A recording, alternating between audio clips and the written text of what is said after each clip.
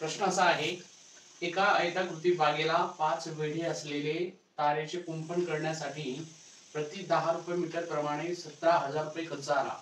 जर बागेची रुंदी 50 मीटर असेल तर बागेच्या समोरासमोरील दोन टोकामधील अंतर किती? यासाठी आपल्याला आकृती करावी लागेल की यामध्ये बागेची रुंदी जी आहे 50 आहे, म्हणजे ही रुंदी जी आहे 50, इकडे सुद्धा 50 राहणार. आणि प्रश्न विचारलाय बागेच्या समोरासमोरील दोन टोकामधलं अंतर, म्हणजे हे जे आहे इथपर्यंत अंतर काय आहे, थोडक्यात ही आपल्याला लांबी विचारलेली आहे. मग ही लांबी शोधायची असेल तर आपल्याला काय करावं लागेल, आधी या 5 वेढ्याला एकूण किती तार लागली हे शोधावं लागेल. 5 वेढ्यासाठी लागली तार समजली की आपल्याला एका वेढ्याला किती तार लागते हे समजेल.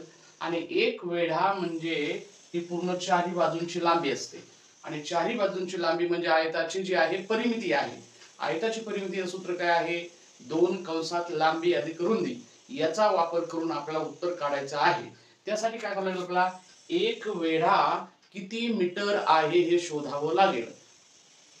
म्हणजे 5 वेढ्यांसाठी लागणारी तार आधी शोधू, मग एक वेढ्यासाठी की 17,000 रुपये खर्च आलाय आणि एका मीटरला 10 रुपये द्यावे लागत आहेत.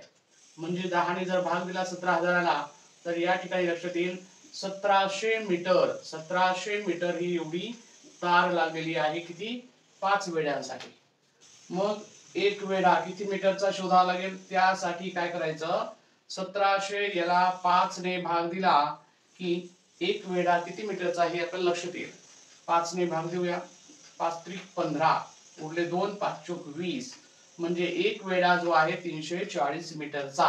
आणि एक वेढा म्हणजेच काय आहे, हा जो आयत आहे, आयताची चारही बाजूंची बेरीज म्हणजेच आयताची परिमिती. आयताची परिमिती सूत्र काय आहे, 2 कंसात लांबी अधिक रुंदी बरोबर एक वेढा काय आहे 340 मीटरचा. या दोन लांबी आणि ह्या दोन रुंदी मिळून 340 आहे. या 2 ने 340 ला भाग द्यायचा आणि लांबी आपल्याला माहित नाही, लांबी द्यायचं, परंतु त्याच्यामध्ये रुंदी माहित आहे, रुंदी आहे 50. आणि या ठिकाणी 2 हा कंसाला गुणाकार असल्यामुळे तिकडे तो भाग देईल. भाग देईल म्हणजे याचे अर्धे होतील. कोणत्याही संख्येला 2 ने जर भाग दिला तर अर्धे होतात. म्हणजे या ठिकाणी 170 उत्तर येईल. मग पुन्हा काय करावं लागेल, आपल्याला लांबी जर काढायची असेल तर ह्या 50 ला तिकडे पाठवून द्यावा लागेल.